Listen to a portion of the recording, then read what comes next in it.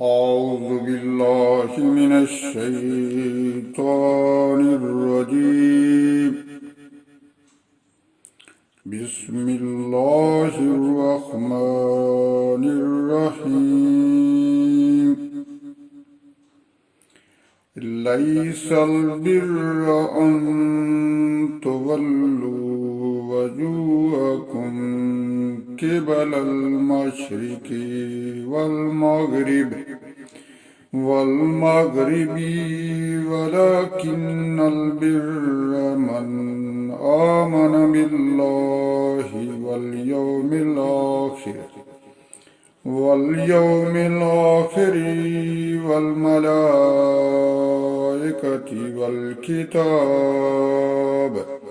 والكتاب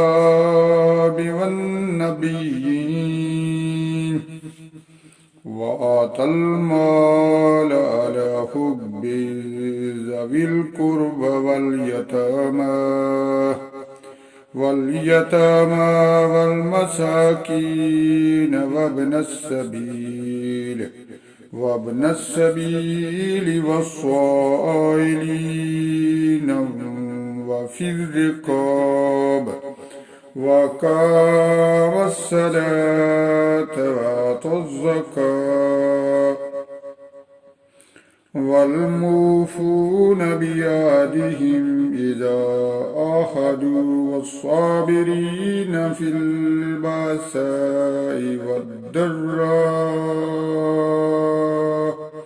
والضراء وحين البأس أولئك الذين صدقوا وأولئك هم المتقون. يا أيها الذين آمنوا كتب عليكم القصاص في القتلى الحر بالحر والعبد بالعبد والأنثى بالأنثى فمن عفي له من أخيه شيء فاتباع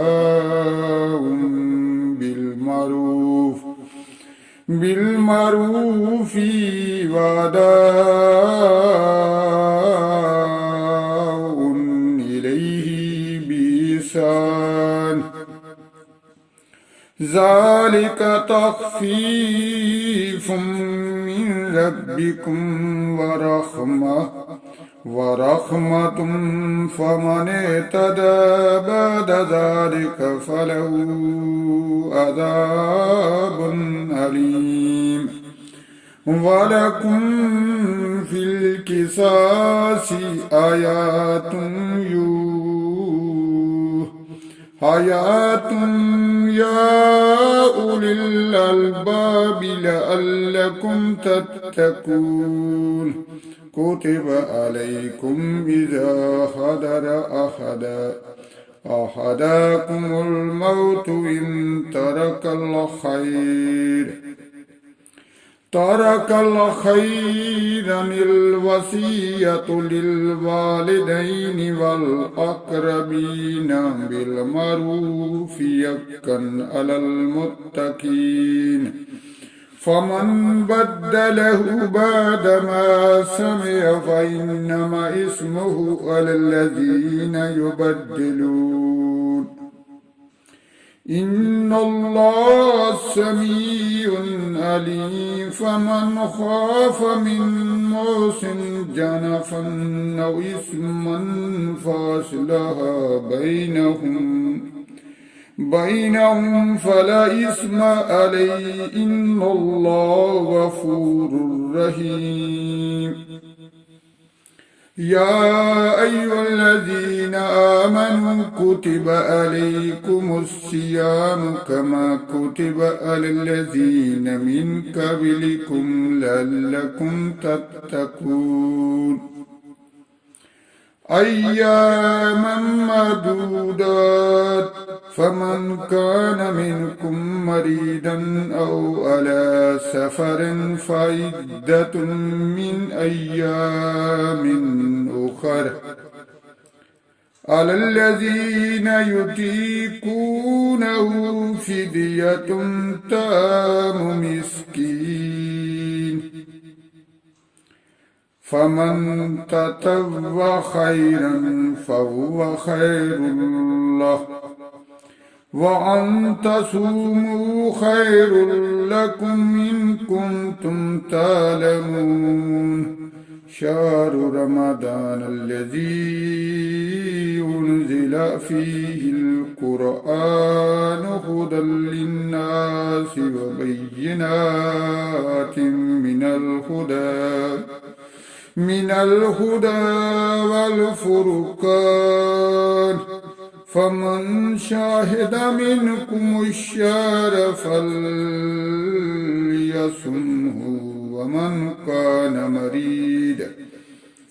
ومن كان مريدا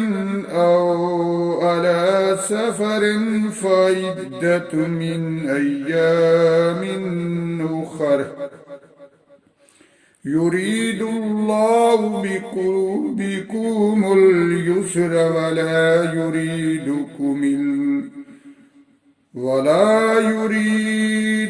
بكم العسر ولتكملوا العدة ولتكبروا الله على ما هداكم ولعلكم تشكرون وإذا شرك عبادي أني فإني قريب أجيب دعوة الداعي إذا دعاني فليستجيبوا لي وليؤمنوا بي لعلهم يرشدون أحل لكم ليلة الصيام الرفث إلى نسائكم هن لباس لكم وأنتم لباس لهم علم الله أنكم كنتم تختنون أنفسكم فتاب عليكم عفا عنكم فالآن باشروهن وابتغوا ما كتب الله لكم وكلوا واشربوا حتى يتبين لكم الخيط الأبيض من الخيط الأسود من الفجر ثم أتموا الصيام إلى الليل ولا تباشروهن وأنتم عاكفون في المساجد تلك حدود الله فلا تقربوها كذلك يبين الله آياته للناس لعلهم يتقون ولا تأكلوا أموالكم بينكم بالباطل وتدلوا بها إلى الحكام لتأكلوا فريقا من أموال الناس بالإثم وأنتم تعلمون يسألونك عن الأهلة قل هي مواقيت للناس والحج والحج وليس البر بأن تأتوا البيوت من ظهورها ولكن البر من اتقى واتوا البيوت من أبوابها واتقوا الله لعلكم تفلحون وقاتلوا في سبيل الله الذين يقاتلونكم ولا تعتدوا إن الله لا يحب المعتدين واقتلوهم حيث ثقفتموهم وأخرجوهم من حيث أخرجوكم والفتنة أشد من القتل ولا تقاتلوهم عند المسجد الحرام حتى يقاتلوكم فيه فإن قاتلوكم فاقتلوهم كذلك جزاء الكافرين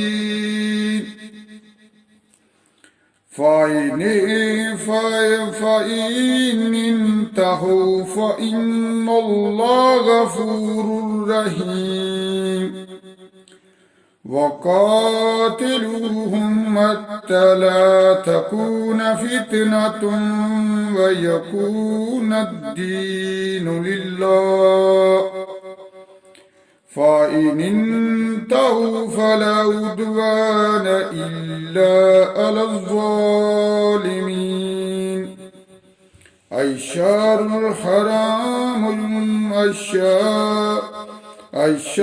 الحرام بالشهر الحرام والحرمات قصاص فمن اعتدى عليكم فاعتدوا عليه بمثل ما اعتدى عليكم فاتقوا الله واعلموا أن الله مع المتقين